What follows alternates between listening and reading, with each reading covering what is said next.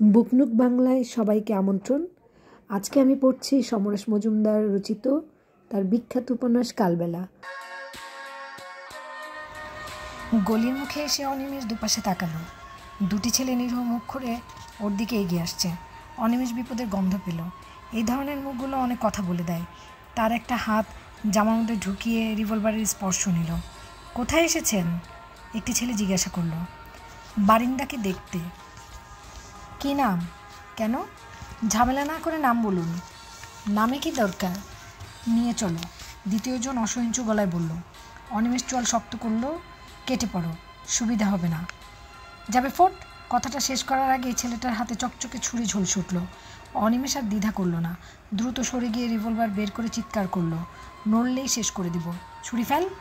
ছেলে দুটো আচমকা রিভলভার দেখে এত ঘাবড়ে গিয়েছিল ওদের মুখ হাঁ হয়ে গেল। ছুরিটা মাটিতে পড়লো ঠক করে। অনিমেষের কানে দ্রুত জানালা দরজা বন্ধ হবার আওয়াজ এলো। আশেপাশের বাড়ির লোকজন শামুকের মতো মুখ লুকোচ্ছে। অনিমেষ আর সময় নষ্ট করলো না। সে দ্রুত রাস্তা পেরিয়ে একটা রিকশায় উঠে চলতে বলল। লোকটা তার হাতে রিভলভার দেখে জোরে জোরে প্যাডেল ঘোরাতে লাগলো। অনিমেষ পিছনে তাকিয়ে দেখলো ছেলে দুটো তখনও নড়ছে না। ওরা যেন কি করবে বুঝতে পারছে না। রিভলভারটা লুকিয়ে রাখলো অনিমেষ। কিন্তু এতক্ষণে অনেকেই এটার অস্তিত্ব জেনে গেছে। জানুক, আর লুকিয়ে করে কী লাভ? মাইল দুয়েক এলোমেলো ঘুরে রিক্সাওয়ালা মাথা নেড়ে প্রায় ছুটে চলে গেল খালি রিক্সা নিয়ে। লোকটার কাছ থেকে পয়সাও নিল না। ভালোবেসে নিশ্চয়ই না। রিভলভারটা দেখে লোকটা ভয় পেয়েছে। অনিমেষের খুব খারাপ লাগলো, কিন্তু এখানে আর দাঁড়িয়ে থাকার কোনো মানে হয় না। সে বেশ কিছুটা এগিয়ে একটা পাঞ্জাবির দোকানে ঢুকে কিছু খেয়ে নিল। এখন ভর দুপুর। অনিমেষ নির্দিষ্ট ঠিকানায় মহাদেবকে খুঁজে পেল। এক মুখ দাড়ি, মহাদেবকে অসুস্থ দেখাচ্ছে। ওকে দেখে বললেন, কিছুতেই তোমার সঙ্গে যোগাযোগ করতে পারিনি। তোমার খবর যারা জানে তারা তো এখন আমার শত্রু। মানে? আমরা এখন বিরোধী পক্ষ। অনিমেষ, যা হোক, তুমি কেমন আছো? চলছে। তুমি কোন দলে অনিমেষ? খতমপন্থী না বিরোধী? ঠিক করিনি। আমার একটা থাকার জায়গা কদিনের জন্য দরকার। তুমি সেরকম কোনো জায়গার সন্ধান জানো? অনিমেষ একটুও দ্বিধা করলো না, মাথা নাড়ল সম্মতির। আমি তোমাকে বিশ্বাস করতে পারি? নিশ্চয়ই। মহাদেবদা যেন স্বস্তির নিঃশ্বাস ফেললেন। তারপর চোখ বন্ধ করে বললেন, গত সপ্তাহে বরানগড়ে পুলিশ সুভাষকে মেরে ফেলেছে। মহাদেবদার সঙ্গে রিকশায় যেতে যেতে অনিমেষ চোখ বন্ধ করে বসেছিল।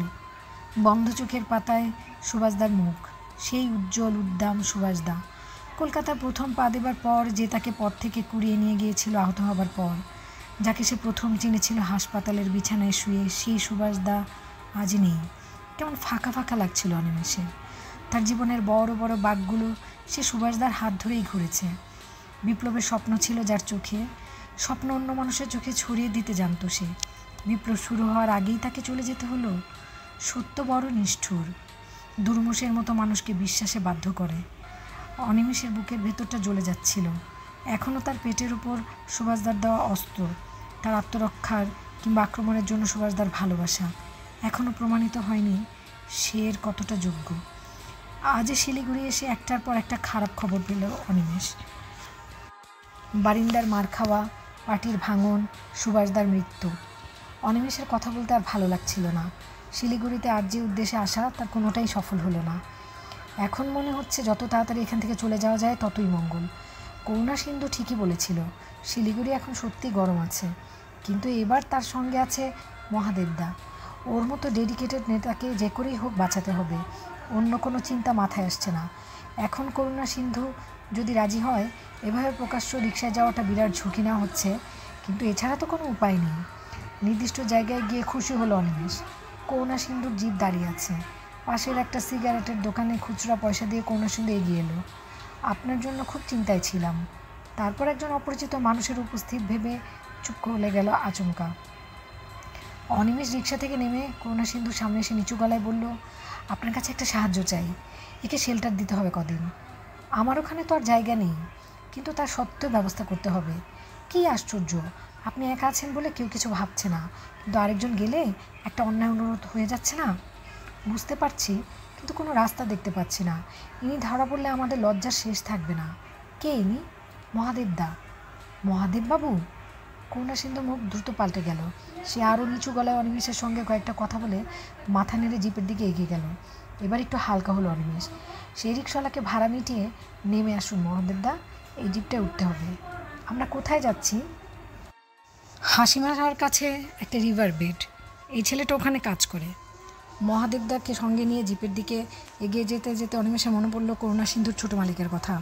সে যদি মহাদেবদাকে দেখে বিগড়ে যায়, করুণা সিন্ধু কীভাবে ম্যানেজ করবে ওকে? জিপের ভেতর তাকিয়ে অনিমেষ অবাক হলো। পেছনের সিটে পা গুটিয়ে ছোটো মালিক হাঁ করে ঘুমোচ্ছে। করুণা সিন্ধু বলল, তাড়াতাড়ি উঠে পড়ুন। অনিমেষ ছেলেটিকে ইশারা করে দেখতেই করুণা সিন্ধু বলল, পুরো আউট হয়ে গেছে, কাল সকালের আগে ডিস্টার্ব করবে না। অবশ্য আউট না হলে আজ বিকেলে ফেরা যেত না। উঠে পড়ুন। ওরা পেছনে উঠে বসতেই জিপ ছেড়ে দিল। বিশ্রী টেকো গন্ধ ছড়াচ্ছে ছেলেটার মুখ থেকে। অনিমেষের শরীর গুলিয়ে উঠছিল। মহাদেবদা একটা কোণে ঠেস দিয়ে চোখ বন্ধ করে আছে, চশমাটা বাঁ হাতে ধরা।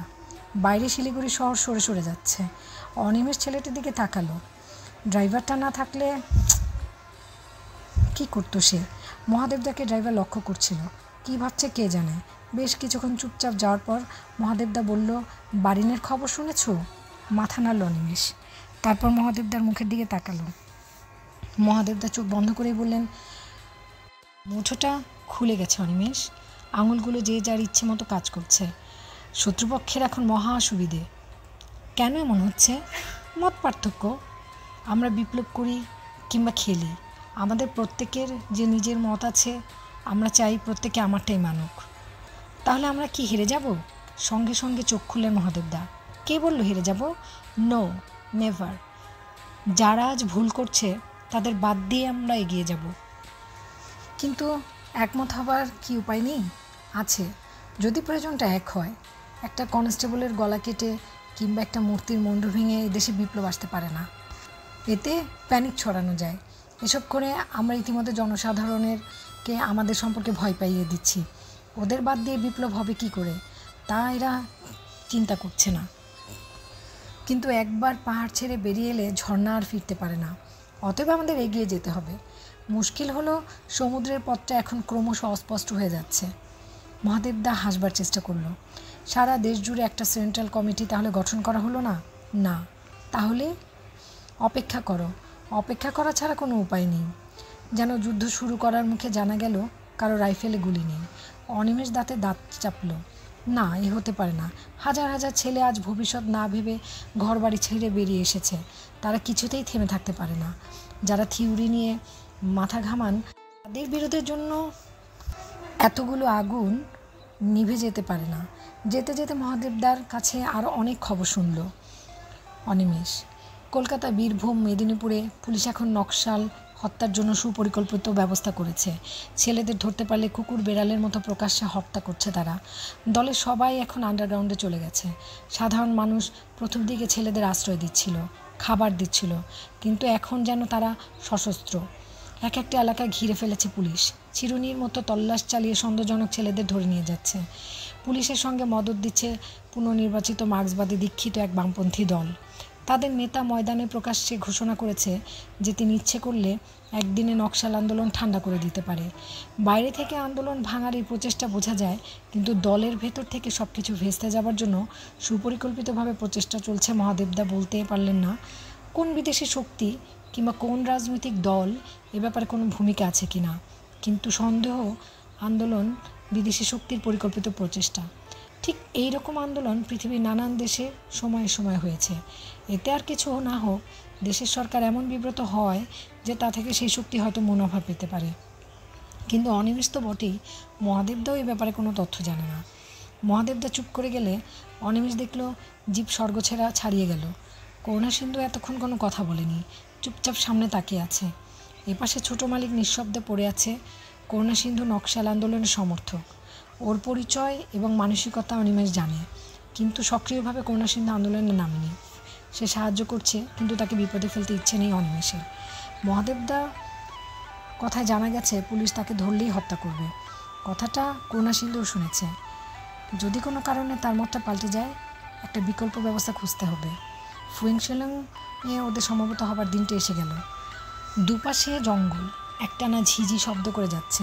সন্ধে হয়ে গেছে, কিন্তু এখনও পৃথিবী থেকে শেষ আলোটুকু মুছে যায়নি। অনিমেষ সামনের দিকে তাকিয়েছিল। ড্রাইভার ও করুণাসিন্ধুর মাথার মাঝখান দিয়ে সামনের কাজ ভেদ করে সরু পিচ রাস্তাটা দেখছিল সে। আর মিনিট 10-এর মধ্যেই গন্তব্যে পৌঁছে যাবে। হঠাৎ অনিমেষের চোখে পড়ল অনেক দূরে ঠিক রাস্তার মাঝখানে একটা কালো বিন্দু নড়ছে। একটু বাদে বোঝা গেল ওটা একটা মানুষ। লোকটি চুপচাপ দাঁড়িয়েছিল, যেন জিপটি চিনতে পেরে হঠাৎ হাত তুলে নাচাতে লাগলো। বোঝা যাচ্ছে লোকটা ওদের থামতে বলছে। ড্রাইভার বলল, মনে হয় রাস্তায় হাতি উঠেছে। করুণাসিন্ধু বলল, হাতি? ড্রাইভার স্পিড কমাচ্ছিল। হাতি বড় রাস্তায় নামলে লোকে সাবধান করে দেয়, কিন্তু ততক্ষণে অনিমেষ ওকে চিনে ফেলেছে। সে চিৎকার করে গাড়িটাকে থামাতে বলল। ড্রাইভার যেন একটু অবাক হয়ে গাড়িটা থামাতেই অনিমেষ লাফিয়ে নেমে ছুটে গেল শিরিলের দিকে। শিরিল উত্তেজিত, তার কালো মুখ ফ্যাকাশে হয়ে গেছে। কিন্তু প্রথমে সে যেন অনিমেষকে চিনতেই পারল না। পরক্ষণে দাড়িটা কামানো হয়েছে বুঝতে পেরেই তার হাত চেপে ধরল। অনিমেষ জিজ্ঞেস করলো, কী হয়েছে? তুমি এখানে কেন? নেমে পড়ুন চটপট, ওদিকে যাবেন না। কেন, কী হয়েছে? আপনারা চলে যাওয়ার পর পুলিশ ক্যাম্পে ক্যাম্পে সার্চ শুরু করেছে। ওরা কি আমাদের কথা জেনে গেছে? আমি কোনো মালপত্র নিয়ে আসতে পারিনি। শিরিল মুখ দিয়ে বাতাস টানছিল। অনিমেষের কপালে ভাঁজ পড়ল। ওরা যে রিভার বেডের ক্যাম্পে আছে তা পুলিশ জানলো কী করে? কোনো রকম সন্দেহ তারা উৎপাদন করেনি তাহলে? যাওয়ার সময় ছোটো মালিক বলেছিল যে দারোগা ক্যাম্পে এসেছিল। সেটা কি এই উদ্দেশ্যেই? এখন নিশ্চয়ই ক্যাম্পে ফিরে যাওয়া যায় না, অথচ মহাদেবদার সঙ্গে আছে। যেমন করে হোক ওকে বাঁচাতে হবে। শিরিলের কাঁধে হাত রাখলো। সাবাস কমরেড, তুমি এখানে না এলে আমরা বিপদে পড়তাম। শিরিলের কালো মুখ সাদা মুক্ত ঝলসে উঠল। অনিমেষ একটু চিন্তিত গলায় বলল, কিন্তু মুশকিল হলো আমাদের সঙ্গে মহাদেবদা আছে, ওকে বাঁচানো দরকার। কোথায় যাওয়া যায়? মহাদেবদা কে? আমাদের প্রথম সারির নেতা, কলকাতা থেকে এসেছেন। পুলিশ ওকে পেলেই মেরে ফেলতে পারে। অনিমেষ কথাটা বলে ঘুরে দাঁড়ালো। জিপটা খানিক দূরে। করুণাসিন্ধু গাড়ি থেকে নেমে বনেটে ঠেস দিয়ে ওদের দেখছে। অনিমেষ ওকে ডাকলো। করুণাসিন্ধু বেশ গম্ভীর মুখে কাছে আসতে অনিমেষ বলল, আপনাদের ক্যাম্পে পুলিশ আমাদের জন্য বসে আছে। এই অবস্থায় আমি মহাদেবদাকে নিয়ে ওখানে যেতে চাইছি না। কি করবেন? আমাদের হাসিমারায় পৌঁছে দিন। করুণাসিন্ধু মাথা নাড়ল। এখন আর সম্ভব নয়। কেন? আপনাদের জন্য আমি আর ঝুঁকি নিতে রাজি নই। অনেক করেছেন বলে আমি কৃতজ্ঞ, কিন্তু এই অবস্থায় যদি এখানে ছেড়ে দেন তাহলে সেই করার কোনো মূল্য থাকবে না। অনিমেষ যথেষ্ট নরম গলায় বলল, দেখুন, ইতিমধ্যেই আমার যা সর্বনাশ হবার হয়ে গেছে। আপনি আমার সঙ্গে ছিলেন বলে হয়তো অনেক কৈফিয়ত দিতে হবে। আমি আর রিস্ক নিতে চাই না। করুণাসিন্ধু ফেরার জন্য ঘুরতে অনিমেষ জিজ্ঞেস করলো, কিন্তু হাসিমারা পর্যন্ত ফিরে যেতে আপনাদের আপত্তি কেন? করুণাসিন্ধু বলল, ড্রাইভার পুলিশের কাছে ঘটনাটা জানিয়ে দিবে। অনিমেষ আবেদনের ভঙ্গিতে বলল, আপনি আরেকবার ভেবে দেখুন। না, ভাববার কিছু নেই, অনেক হয়েছে। আপনি আন্দোলনের বিপক্ষে যাচ্ছেন? অনিমেষের গলা শক্ত হলো। আন্দোলন? সে তো শিখেই উঠেছে। আমি আর হঠকারিতার সঙ্গে যুক্ত থাকতে চাই না। করুণাসিন্ধু ফিরে যাচ্ছিল। অনিমেষ খুব দ্রুত মনে স্থির করে নিল। সে শিরিলের মুখের দিকে তাকাতেই শিরিল মাথা নাড়ল। সে তার মনের কথা শিরিল বুঝে নিয়েছে। যতটা সম্ভব নিরাসক্ত মুখ করে জিপের কাছে এগিয়ে গেল। ভেতরে মহাদেবদা যেন কিছুটা আন্দাজ করে উদ্বিগ্ন চোখে তাকিয়ে আছেন। ড্রাইভার ওদের দেখছে। জিপের বাইরে দাঁড়িয়ে করুণাসিন্ধু বলল, আপনি নেমে আসুন, আমি আর সময় নষ্ট করতে রাজি নই। হতভম্ব মহাদেবদার গলা শোনা গেল, কি হলো? ততক্ষণে অনিমেষরা করুণাসিন্ধুর পেছনে ছুটে এসেছে এবং কিছু বোঝার আগেই শিরিল ঝাঁপিয়ে পড়ল। করুণাসিন্ধুর গলায় হাতের প্যাচ দিয়ে পেছনে টানার চেষ্টা করলো। সে ঘুরেই লাথি মারতে চাইল, কিন্তু শিরিল আরও চটপটে। সে দু হাত এক করে প্রচণ্ড জোরে আঘাত করল করুণাসিন্ধুর মাথায়। ওরকম রোগা ছেলে যেমন জোরে আঘাত করতে পারে তা অনিমেষ ভাবতে পারেনি। দেখা গেল করুণাসিন্ধুর শরীরটা টলতে টলতে উপর হয়ে পড়ল। অনিমেষ দেখল শিরিলের মুখে আবারও মুক্ত ঝলসাচ্ছে। ড্রাইভার ব্যাপারটা দেখে হকচকিয়ে গেল। করুণাসিন্ধু পড়ে যেতেই সে ইঞ্জিন চালু করলো, কিন্তু অনিমেষ সঙ্গে সঙ্গে তার শরীরে রিভলভার ঠেসে ধরল। যা বলবো না শুনলে মরতে হবে তোমাকে। রিভলভার দেখে লোকটা ঠকঠক করে কাঁপতে লাগলো। কোনো রকম ঘাড় নেড়ে সে জানতে চাইল সে কথা শুনবে। অনিমেষ রিভলভারটা মহাদেবদার হাতে দিয়ে বলল, এটার দিকে লক্ষ্য রাখুন, আমরা ওটার ব্যবস্থা করছি। করুণাসিন্ধুর শরীরটাকে ওরা দুজন ধরাধরি করে রাস্তা থেকে নেমে এলো। দুপাশে ঘন জঙ্গল। জঙ্গল এখন বেশ অন্ধকার।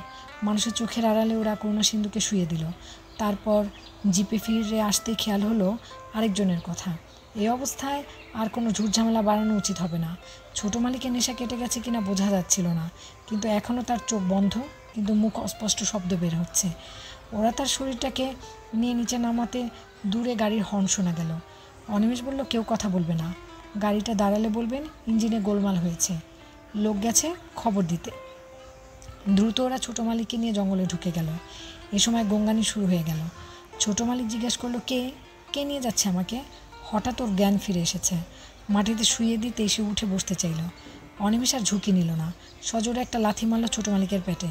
কক করে একটা শব্দ হতেই শরীরটা নিথর হয়ে গেল। সেই মুহূর্তে গাড়িটা হেডলাইটের আলোয় রাস্তা আলোকিত করে হুশ করে বেরিয়ে গেল।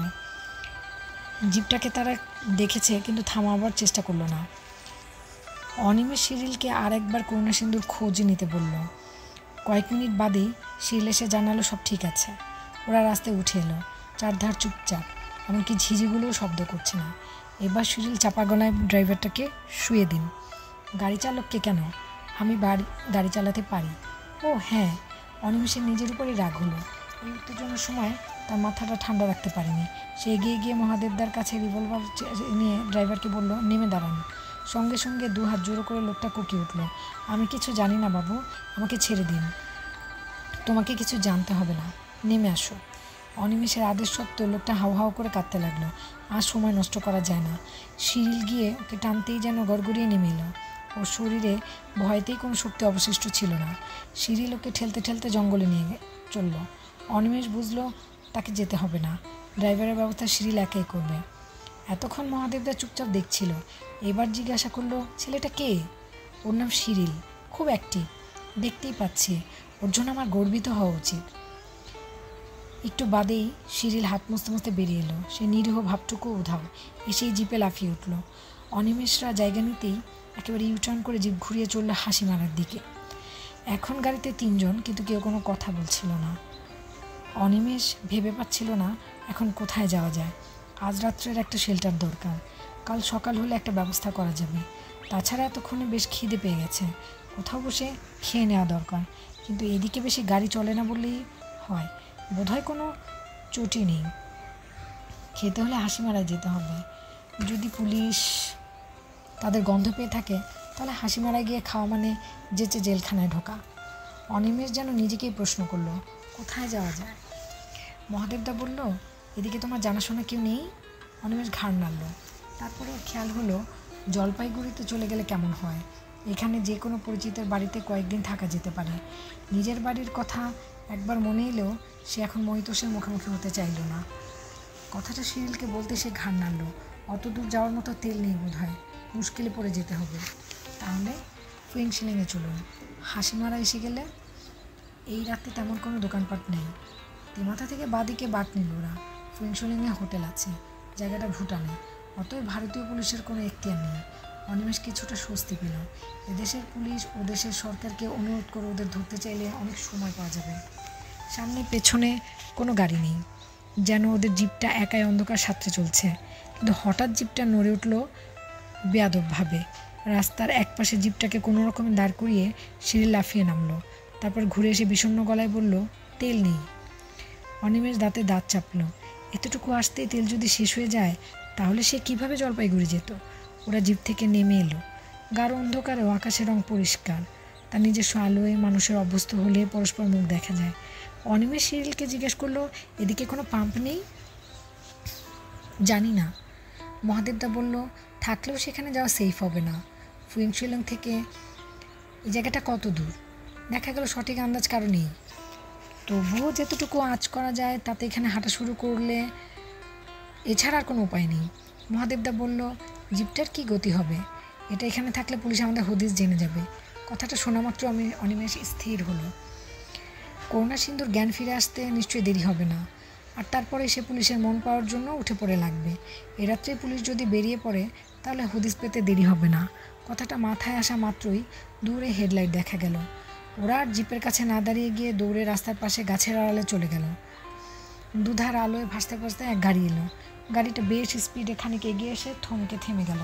তারপর হেডলাইট জ্বালা অবস্থায় ব্যাক করে এলো ওদের জিপটার কাছে। রাস্তা থেকে বেশি দূরে না থাকায় স্পষ্ট গলায় কানে এলো, জিপটা এভাবে পড়ে আছে কেন? বোধহয় খারাপ হয়ে গেছে। কিন্তু এখানে খারাপ হবে কেন? নাম্বারটা আমার চেনা। নেমে দেখা তো কী ব্যাপার? খারাপ হয়েছে স্যার, না হলে লোক থাকতো। দূর, যা বলছি তাই করো ইন্সট্রাক্টর বাবুর্জি। বোঝা যাচ্ছে বেশ অনিচ্ছা একটা লোক নেমে এলো গাড়ি থেকে। অনিমেষ শক্ত হয়ে দাঁড়ালো। গাড়িটা পুলিশের। এই রাত্রে এ পথে পুলিশের গাড়ি কেন এলো তার মাথায় ঢুকছে না। অনিচ্ছুক লোকটা বাতিল জিপের মধ্যে উঁকি মেরে বলল, কেউ নেই স্যার। সে তো বুঝতেই পারছি। চাবি আছে? হ্যাঁ স্যার আছে, বলে লোকটা ড্রাইভিং সিটে উঠে বসলো। তারপর ইঞ্জিনে বিকট একটা গোঙানি শোনালো। সেটাকে থামিয়ে লোকটা নিশ্চিন্ত গলায় বলল, তেল নেই বলে এখানে রেখে চলে গেছে। গাড়ি অলরাইট। তেল নেই?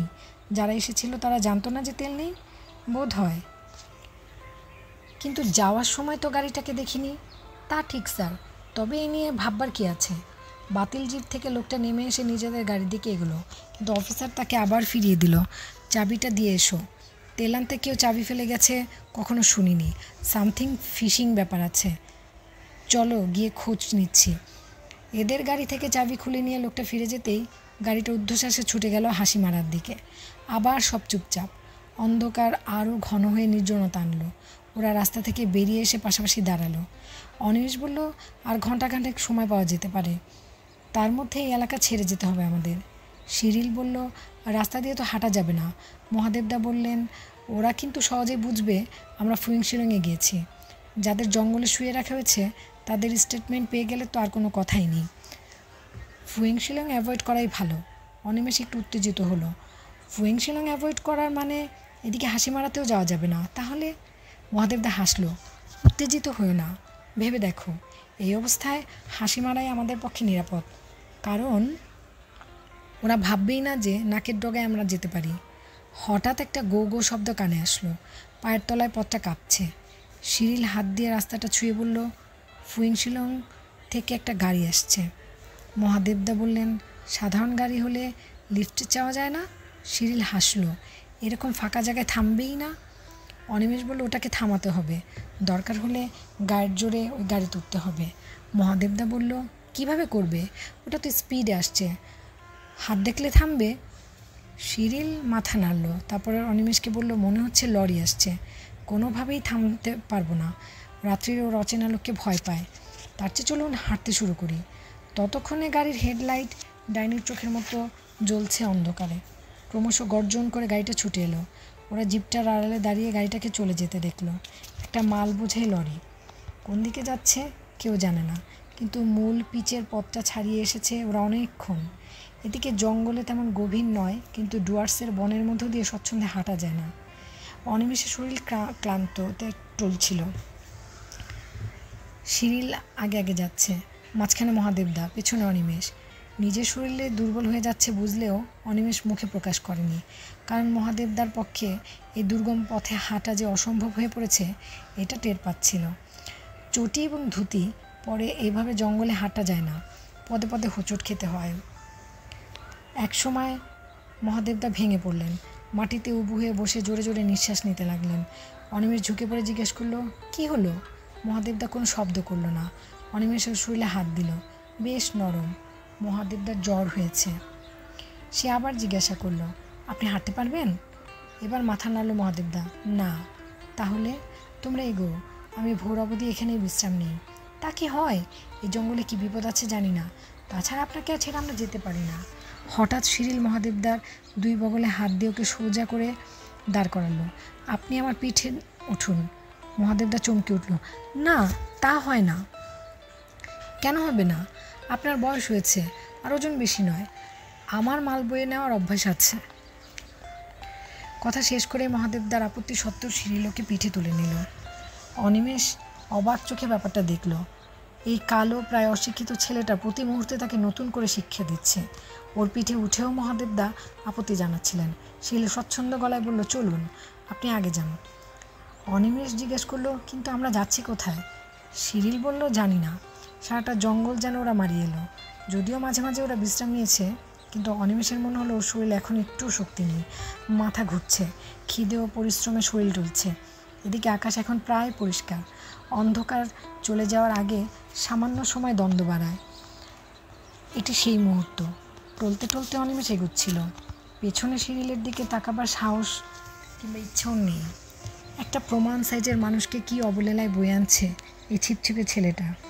একটুও কষ্টের কথা বলেনি, হাঁটতে হাঁটতে অনিমেষের চোখের সামনে সব টলছিল এখন। কোমর থেকে পা যন্ত্রণায় ছিঁড়ে যাচ্ছে। সে হঠাৎ চোখ বন্ধ করলো। সামনে ওটা কি? পেছন থেকে শিরিলের গলা পাওয়া গেল। ব্যাস, আগিয়া। অনিমেষ নিজের দৃষ্টি কয়েকবারের চেষ্টায় সহজ করে ভালোভাবে তাকালো। একটা ছোট্ট একতলা ঘর। ওরা যেখানে দাঁড়িয়ে আছে সেটা জঙ্গলের শেষ। ঘরটা যে একটা স্টেশন তা বুঝতে অসুবিধা হলো না, কারণ পাশে রেল লাইন দেখা যাচ্ছে। 2-3টে লোক প্রায় ভোর হওয়ার সময়টায় প্রায় গুটিসুটি মেরে প্ল্যাটফর্মে বসে আছে। কোনো রেলের লোককে নজরে পড়ল না। শিরিল মহাদেবদাকে মাটিতে দাঁড় করিয়ে দিতে অনিমেষ দেখল ওর মুখ ফ্যাকাশে। মহাদেবদা অনেকটা সুস্থ, কিন্তু ছেলেটা সোজা হয়ে দাঁড়াতে পারছে না। যেন এতক্ষণ পিঠে বোঝা ছিল বলেই চলতে পারছিল। বোঝা নামিয়ে বেসামাল হয়ে পড়েছে। শিরিলের কাঁধে হাত দিল অনিমেষ। কি হয়েছে? মাথা নাড়ল সে। কিছু হয়নি। জোর করে ওকে মাটিতে বসিয়ে অনিমেষ নিজেও বসল। এখানে কারো চোখে পড়ার সম্ভাবনা নেই। যেহেতু জায়গাটার হালচাল বোঝা যাচ্ছে না, তাই সামান্য সময় অপেক্ষা করা দরকার। মহাদেবদা বললেন, কোনো ট্রেন এলে উঠে পড়তে হবে। কোন দিকে যাচ্ছে জানার দরকার নেই। এই এলাকা অবিলম্বে ছাড়া দরকার। মনে হচ্ছে বাদিকটা শিলিগুড়ি, ডান দিকটা আসামের পথ। আসাম? এখান থেকে আলিপুরদুয়ার কতক্ষণ লাগবে? ঘন্টা 2। গুড, চলো ওখানেই যাই। তুষার সেন ওখানে থাকে, স্কুলে পড়ায়। ওটা খুব ভালো শেল্টার হবে। 3জনেই যেতে পারবো। হ্যাঁ, ওর বাড়িতে বুড়ি মা ছাড়া লোকজন নেই। ঠিক এই সময় একটা জিপ সজোরে এসে ব্রেক চাপল স্টেশনের সামনে। 3-4 জন পুলিশ লাফিয়ে নেমে স্টেশনে ঢুকে গেল। হাঁকাহাঁকির পর দেখা গেল রেলের লোকজন বেরিয়ে আসছে। অফিসার কিছুক্ষণ তাদের সঙ্গে কথা বলে চারপাশ ঘুরে ঘুরে দেখতে লাগলো। অনিমেষরা পাথরের মতো চুপচাপ ওদের দেখল। সন্দেহ না থাকলে ওরা এখানে আসবে না, এবং শেষ পর্যন্ত নিচে থেকে ওরা ঘুরে গেল। এসবই যে তাদের তল্লাশে তা বুঝতে অসুবিধা হলো না। শেষ পর্যন্ত পুলিশের গাড়িটা ফিরে গেল, কিন্তু যাওয়ার আগে 2 জন কনস্টেবলকে এখানে রেখে গেল। একজনের হাতে রাইফেল, অন্যজনের হাতে আর লাঠি। মিনিট কয়েক তারা খুব আগ্রহের সঙ্গে পাইচারি করে শেষ পর্যন্ত পাশাপাশি বসে গল্প করতে লাগলো। মহাদেবদা বললেন, ঝুঁকি নিতেই হবে। এদের সামনে দিয়েই ট্রেনে উঠতে হবে। মনে হচ্ছে ম্যানেজ করা যাবে। শিরিল কি বুঝলো বোঝা গেল না। আস্তে আস্তে উঠে নিচে নামতে শুরু করলো। অনিমেষ চাপা গলায় ডাকলেও ততক্ষণে শিরিল নেমে গেছে। যে কোনো উত্তেজনার সঙ্গে সংশ্রম নেই এমন ভঙ্গিতে স্টেশনের দিকে হাঁটতে লাগলো। অনিমেষরা দেখছিল ওকে। কনস্টেবলের সামনে গিয়ে কিছু জিজ্ঞাসা করলো শিরিল। বেশ বিরক্ত হয়ে কোনো উত্তর দিল না তারা। শিরিল বোকা বোকা ভাব করে ওদের পাশে বাদিকে তাকাচ্ছে। তারপরেই ট্রেনের হুইসেল শোনা গেল। মহাদেবদা চাপা গলায় বলল, চলো এগিয়ে যাই।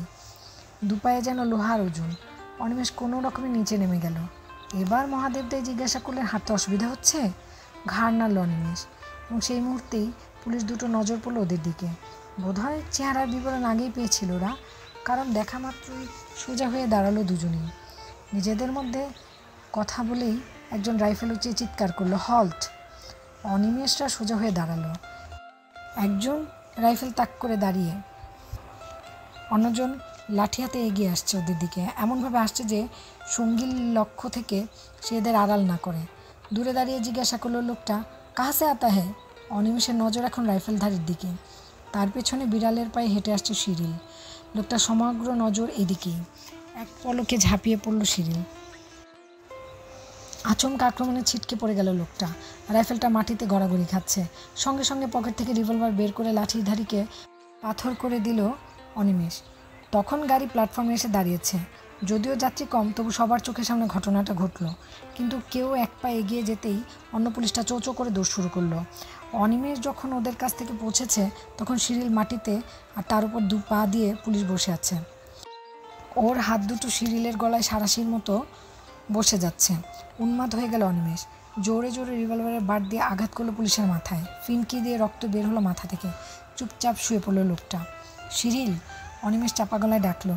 চিত হয়ে শুয়ে আছে ছেলেটা, চোখ বিস্ফোরিত, মুখ থেকে ফেনা বের হচ্ছে। এক মুহূর্ত মাত্র, কিন্তু অনিমেষের বুকের ভেতরটা চৌচির হয়ে যাচ্ছিল। শিরিল নেই। ওদের বাঁচাতে ছেলেটা লড়ে গেছে শেষ মুহূর্ত পর্যন্ত। সারা রাতে ক্লান্তির কথা আমল দেয়নি। সেই মুহূর্তে অনেক শব্দ বাজলো কানে। ট্রেনটা চলতে শুরু করলো। মহাদেবদার গলা পাওয়া গেল, অনিমেষ উঠে এসো। অনিমেষ উঠে দাঁড়ালো। ট্রেনটা সাপের মতো এগিয়ে যাচ্ছে। কামরায় কামরায় মুখগুলো এখন ওর দিকে তাকিয়ে আছে। রিভলভারটা কুড়িয়ে নিয়ে এসে ছুটে এলো ট্রেনটার দিকে। সামনে মহাদেবদার হাতটা সরে গেল। অনিমেষ পরের কামরার হাতল ধরে লাফ দিয়ে উঠতেই হাঁটুতে সেই ব্যথাটা আচমকা চলকে উঠল। নিজের শরীর এক পলকেই নিজের নয়। ট্রেনের গায়ে আঘাত খেয়ে নিচে পড়ে গড়িয়ে যাচ্ছিল অনিমেষ। জ্ঞান হারানোর আগের মুহূর্তে কেন্নর পায়ের মতো ট্রেনের চাকাগুলোকে ছুটে যেতে দেখল সে। তারপর সব অন্ধকার। বুকনুট চ্যানেলটির সাথে থেকেও সাবস্ক্রাইব করো। নেক্সট পর্ব শোনার আমন্ত্রণ রইল।